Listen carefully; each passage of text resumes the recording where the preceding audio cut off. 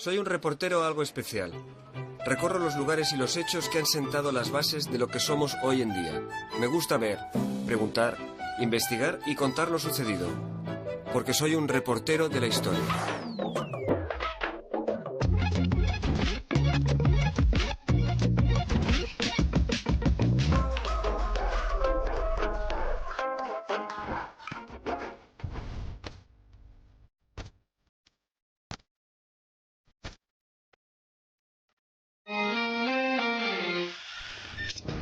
A través del yacimiento de Cancho Roano, hoy nos adentraremos en las brumas de la mítica civilización de Tartesos, cuyo oro y metales preciosos atrajeron a navegantes griegos y fenicios a las costas peninsulares.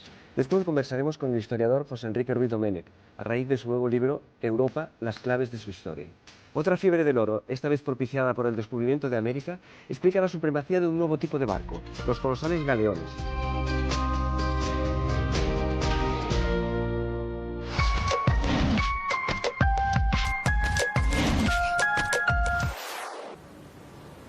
Este libro del gran arqueólogo Juan Maluquer fue el primero en aproximarnos a la realidad de Tartesos, una enigmática civilización opulenta que nació en el suroeste peninsular en el siglo VIII a.C.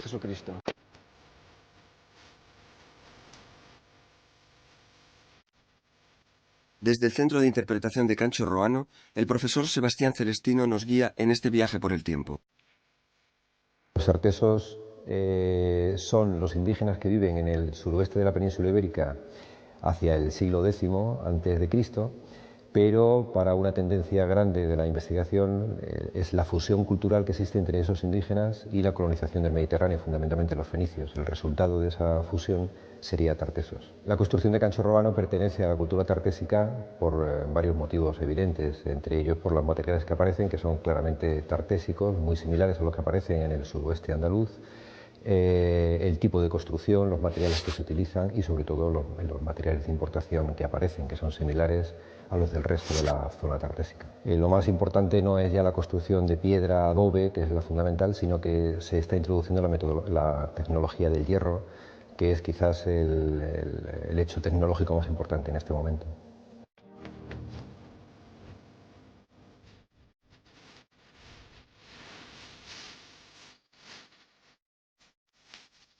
La valoración de Cancho Roano ha tenido siempre mucha trascendencia, internacionalmente también, porque su estado de conservación ha sido realmente único. Los materiales que aparecieron en su interior tienen un grado de conservación estupendo que nos permite ver cómo están distribuidos dentro del propio edificio. Desde la cerámica común tartésica, la que denominamos cerámica de cocina o cerámica a mano habitual de todo este mundo del suroeste, llama la atención sobre todo las importaciones, tanto de cerámica griega, que aparece en gran abundancia, como de cerámica de otras partes del Mediterráneo, objetos de lujo, oro, plata, que viene del contacto comercial con el sur, con lo que se denomina el núcleo de Tarteso, ¿no? Que es ese triángulo que se forma entre Cádiz, Huelva y Sevilla.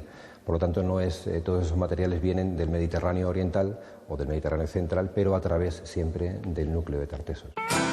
Construido sobre unos resistentes fundamentos de piedra, los muros de adobe del edificio principal fueron recubiertos con arcilla roja por el exterior y encalados por el interior. 12 estancias la rodean, 6 a cada lado, cercadas a su vez por un foso excavado en la roca. Bueno, nos encontramos ahora en la habitación principal del santuario, lo que se denomina el Aditon o el Santa Santorum del lugar. Es el único espacio del santuario que se mantiene en su forma original, es decir, como se construyó en el primer santuario, de los 3 que hay sucesivos. De tal forma que si los santuarios que se han ido construyendo encima han ido variando su tamaño dependiendo de las necesidades que tenía el personal que vivía en su interior, esta habitación siempre ha permanecido igual por la sencilla razón de que está el altar en el centro de la habitación y se ha mantenido siempre ese eje donde se han ido construyendo el resto de los edificios con el altar en el mismo lugar. Juan Maluquer de Motes fue un pionero de la arqueología en España y especialista en la civilización tartésica. Escribió diversas obras, entre ellas Tartesos, la ciudad sin historia. Intervino en numerosas excavaciones de época prerromana dentro de la península.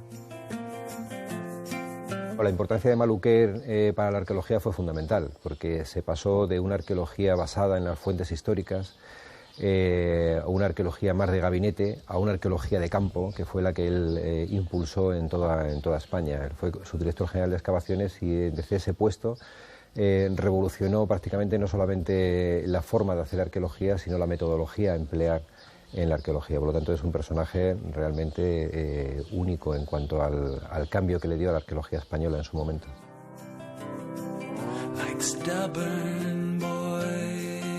Las primeras investigaciones fueron muy duras, teniendo en cuenta que no había ningún referente como Cancho Roano. Por lo tanto, el edificio era único en la península ibérica y no había ningún paralelo donde poder inspirarse para seguir esos trabajos de excavación. Por lo tanto, aparte del tiempo que fueron terribles, ¿no?, de lluvias y con el adobe que se desmoronaba, las cenizas, ¿no?, que era muy difícil de excavar, pues aparte de esa dureza, muy emocionante, puesto que se estaba encontrando delante de un yacimiento único en la península ibérica. Los tartesios llegan hasta estas zonas del Valle del Guadiana, pues porque hay una colonización de la tierra, a medida que va pasando el tiempo se van asentando y hay una demografía suficientemente importante como para empezar a asentarse en otros lugares. También necesitan además otro tipo de recursos, de la ganadería, de la agricultura, y por lo tanto estas tierras, que también son muy ricas, proporcionan todo ello al núcleo de Tartesos. Los investigadores no se ponen del todo de acuerdo sobre el origen y la desaparición de Tartesos. Parece claro que poblaron el suroeste de la península entre el siglo XI y el V a.C., que en su desarrollo ejercieron un papel clave los fenicios y que tuvieron relaciones comerciales por todo el Mediterráneo. Tartesos siempre ha tenido un halo mítico, de leyenda, pero fundamentalmente porque no se han conocido su cultura hasta los últimos 30 años. A partir de entonces ya es una realidad, con lo cual, bueno, a la gente le gusta también mantener un halo sobre la historia, porque eso le da mayor interés. Hay varias tendencias. Unos piensan que Tartesos ya son los indígenas que viven en el suroeste antes de la llegada de los pueblos del Mediterráneo oriental. Otros piensan que no, que Tartesos es justamente, su origen es la unión de esos pueblos, de esos fenicios, con los indígenas, ¿no? Entonces ahí está un poco donde gira la investigación en los últimos años.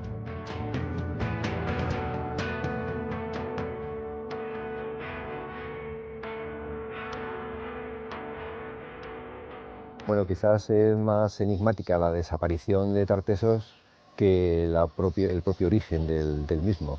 No se sabe, porque en esta época, estamos hablando del siglo V, cuando desaparece Cancho Roano, también desaparecen todos los yacimientos tartésicos de la misma época, y además todos con un incendio, con lo cual parece que hay una desestabilización social fuerte que seguramente tiene su origen en problemas económicos de la producción del propio núcleo de Tartesos, que baja muchísimo, y debe haber una descompensación social que se nos escapa todavía de la investigación.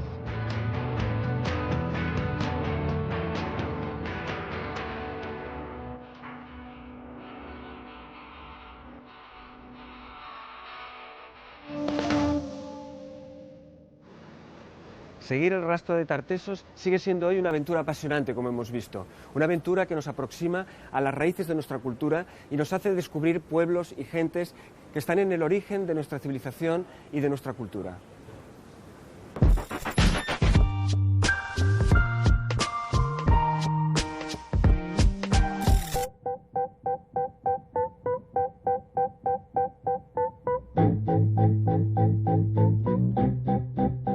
El catedrático de Historia Medieval José Enrique Ruiz Domènech no es partidario de trocear el estudio historiográfico en parcelas estancas de conocimiento.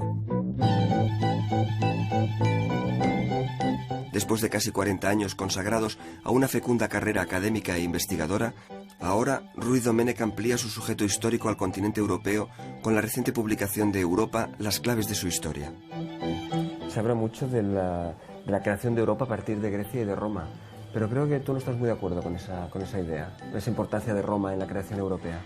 La reinvención que se tuvo en la Edad Media y en la Edad Moderna del pasado greco-romano es una invención creativa que muy poco tiene que ver con los orígenes. Eso también es una ilusión de la burguesía del siglo XVIII y del XIX. Europa es una formación que nace cuando se descompone el Imperio Romano, que es un imperio pan-mediterráneo y que por lo tanto afecta por igual a Europa como a África, como a Asia, mientras que Europa es un continente que se va a ver su historia sola. Yo creo que mi libro también nace como elemento reflexivo, problematizas una realidad y además planteas eso que antes decía, no es solo Grecia y Roma las raíces de Europa, porque además eso sería infamante para los pueblos que no tienen esas raíces de una forma muy ostensible, como pueden ser los pueblos germánicos, los pueblos nórdicos o los pueblos anglosajones, ¿no? El momento fundacional, el momento simbólico fundacional que tú escoges para ese inicio de Europa es maravilloso, es muy dramático. Ese cruce del Rin helado por parte de las hordas bárbaras, ¿no? Sí. En una noche de San Silvestre. Claro, es decir, esto tiene una realidad, pero también es una metáfora, ¿no? Al helarse facilitó que ese gran proceso migratorio que había durado durante 2 siglos permitiera entrar a pueblos enteros. Echaron los carromatos al Rin, ya los puentes que eran los que defendían las legiones eran innecesarios porque, claro, el espacio es inmenso y no había tropas para defenderlo, y ya llegaron a la Galia, que no habían nunca ocupado. Es la idea de que Europa va a nacer de ese proceso integrativo, ¿no?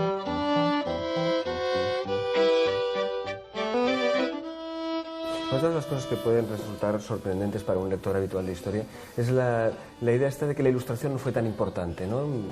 O que el romanticismo tuvo un papel quizá más importante que el de la propia Ilustración. Es terrible que la Ilustración termine en la segunda fase de la Revolución Francesa ese deseo equivocado de Bonaparte de unir Europa mediante las armas, porque Europa ha demostrado a lo largo de su historia que la unión tiene que ser venida del pacto y del consenso, es decir, de la política y no de las armas. La síntesis europea del siglo XX y de nuestra época es una síntesis entre la tesis, que sería la Ilustración, y la antítesis, el romanticismo. El romanticismo además tiene ciertas esclerosis. La noción nacional, si la llevas a su extremo, genera los nacionalismos del siglo XX tan dañinos, por ejemplo, el nazismo, por ejemplo, que tiene algún elemento del romanticismo. Entonces, esa dialéctica entre la Ilustración y el romanticismo es la clave. Otra dicotomía interesante en la construcción europea, igual que hemos tenido Ilustración, romanticismo, es la de cristianismo-laicidad, ¿no? El cristianismo es uno de los elementos que dinamizan esa ruptura del imperio panmediterráneo, y lo hace cuando Constantino toma la decisión de evitar que el cristianismo sea perseguido, lo cual abre la puerta de que se convierta en poco tiempo en una religión del Estado. Y algo mucho más profundo que eso, es decir, que se introduja el cristianismo en las nervaduras administrativas.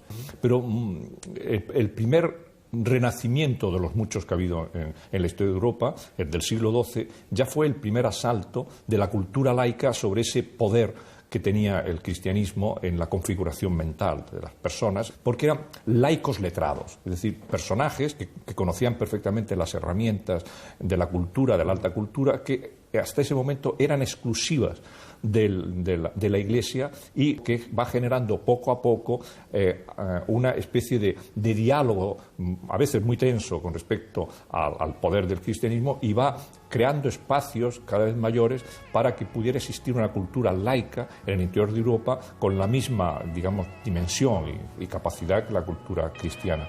Y en ese diálogo en el que estamos.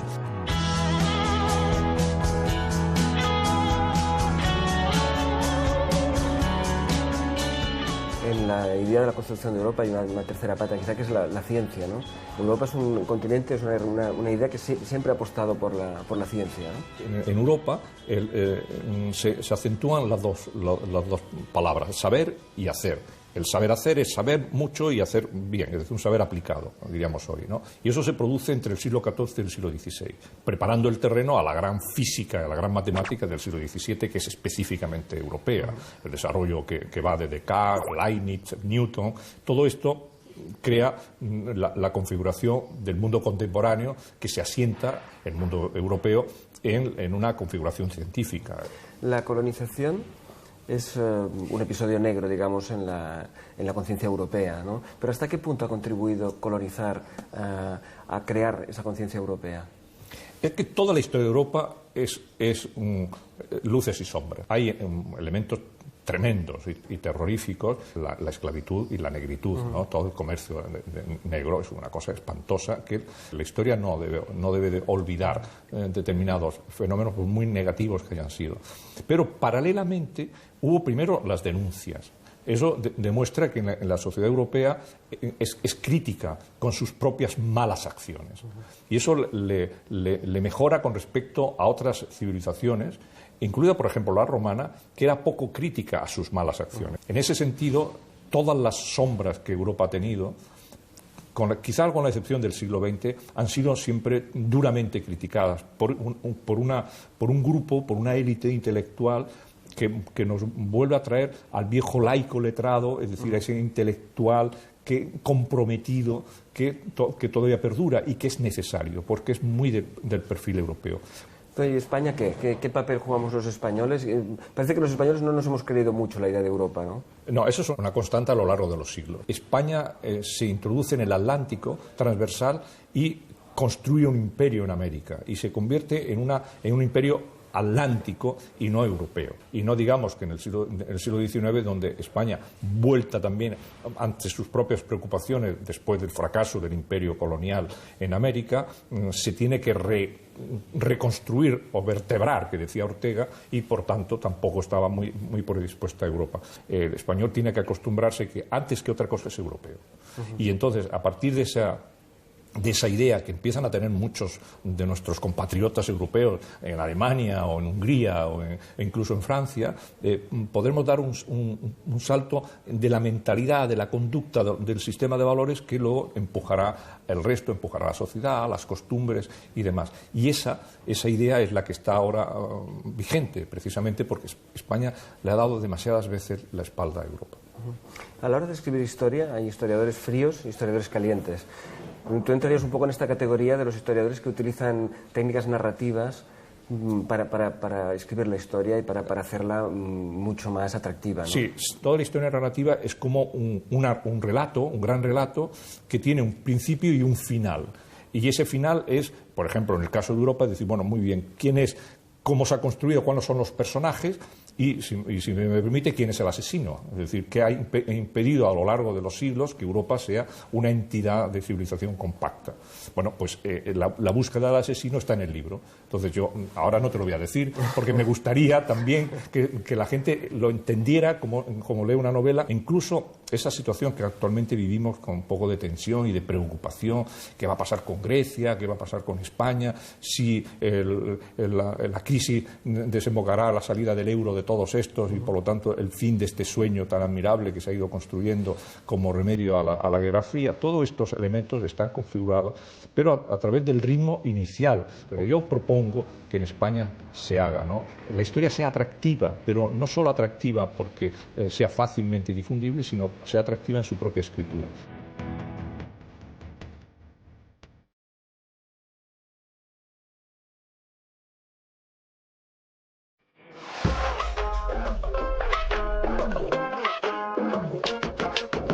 El galeón es un tipo de barco extraordinario que nace específicamente como respuesta a grandes retos de una nueva época, un nuevo mundo de la navegación.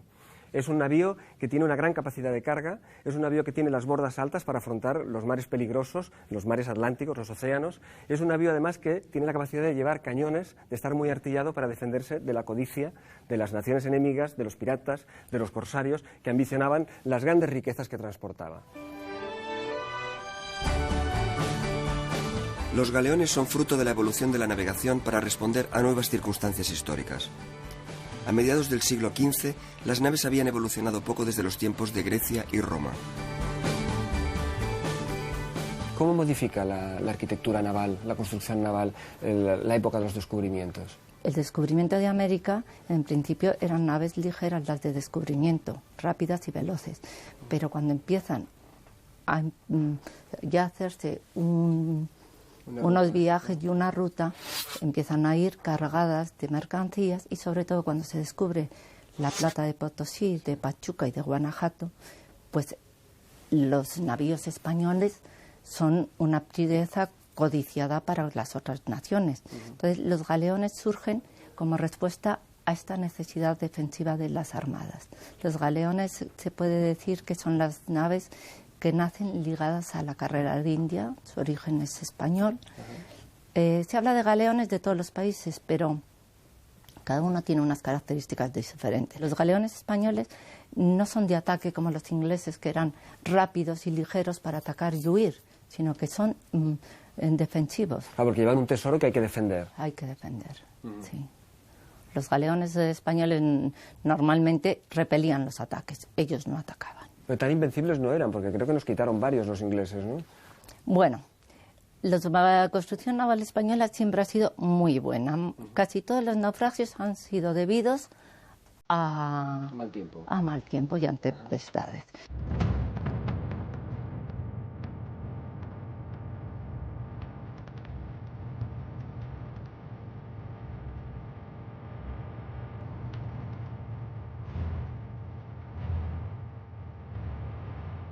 ¿Y una flota cómo se componía? ¿Cuántos galeones tenía o cuántas naves de carga? ¿Cómo era más o menos la estructura de una flota? La mínimo que podía tener era la capitana y la almiranta.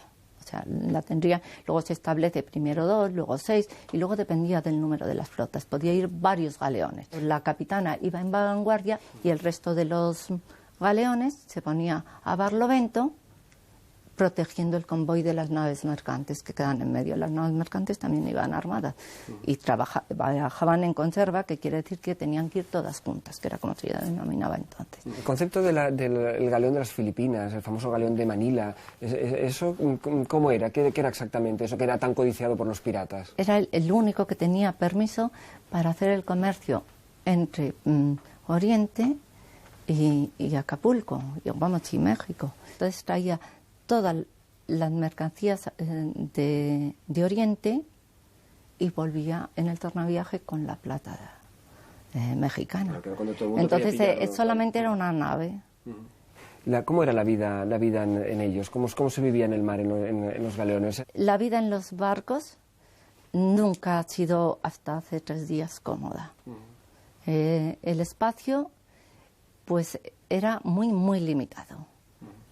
Los barcos tienen un espacio limitado siempre. Los galeones estaban limitados por los cañones, que ocupaban muchísimo y era primordial que estuvieran despejados para hacer frente al enemigo, por las mercaderías, por los víveres que tenían que llevar, y luego además las condiciones, no había ventilación, había un hedor a ropa mojada, a suciedad general, y luego las plagas de parásitos y de insectos y de roedores. Se ha dicho que la primera tripulación de un barco eran las ratas. Tiene algo el galeón como muy romántico, ¿no? ¿Por qué esa imagen que tenemos tan brillante y tan romántica? ¿Es por el oro que llevaban dentro? ¿Porque de alguna manera continúan el mundo del descubrimiento y la exploración? Pues yo creo que son tan atractivos porque era como que despertaban en la gente las posibilidades de ascender, de mejorar y de lograr una vida. Era como el que les llevaba a una tierra prometida. El mundo conocido hasta entonces solo incluía una pequeña porción de agua, pero esto iba a cambiar enormemente en poco tiempo. Cuando se cerraron las vías tradicionales de acceso a los productos necesarios, el dominio de los océanos iba a convertirse en una prioridad para las potencias de la época. La navegación, digamos, pre-descubrimiento de América era mucho más limitada, ¿no?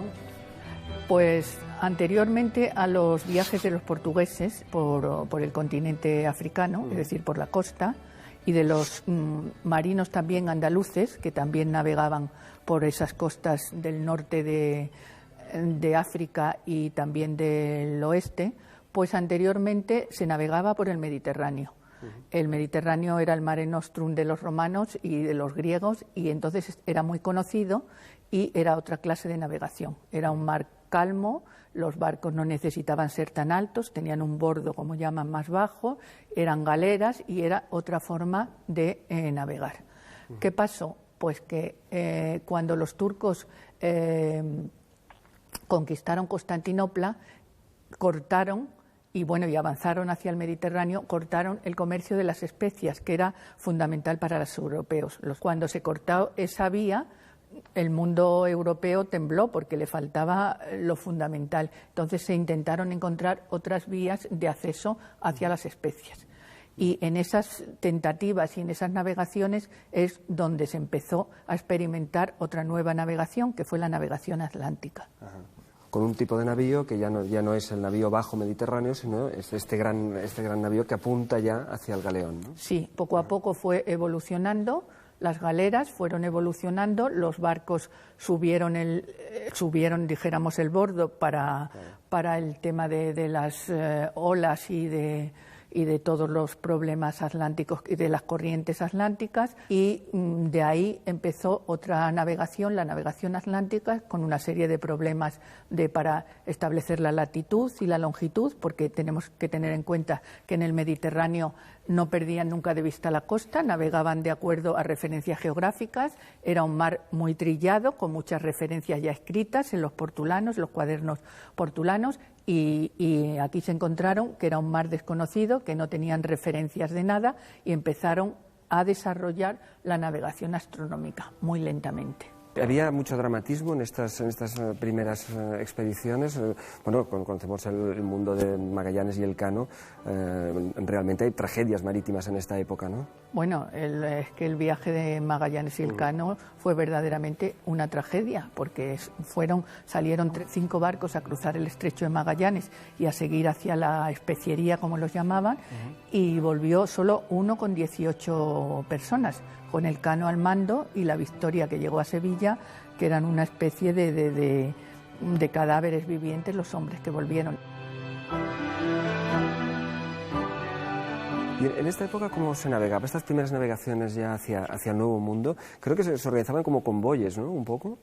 Creo que fue a partir de Felipe II cuando los galeones de Indias empezaron a ir en flotas, es decir, los galeones cargados con la mercancía y otros galeones de guerra artillados protegiéndolos, es donde empezó el sistema de convoyes y el sistema de flotas. Fue un éxito este sistema de convoyes, porque hubo puntuales ataques de la flota y que se cogieron el tesoro de Indias, pero es que las flotas iban una vez al año o 2 veces al año, iban y volvían. En toda serie de estos viajes hubo incidentes, pero vamos, no para decir que era un desastre.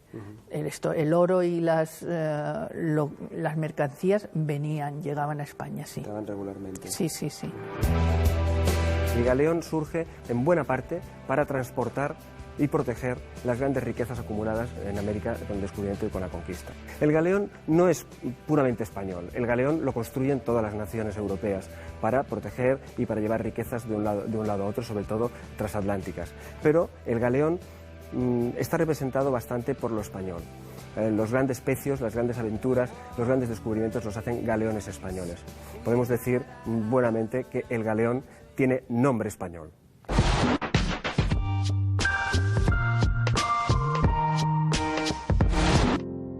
En 1886, el gobierno de Sagasta encargó al alcoyano Antonio Gisbert una obra con el tema El fusilamiento de Torrijos y sus compañeros en las playas de Málaga, realizada como alegato en defensa de la libertad.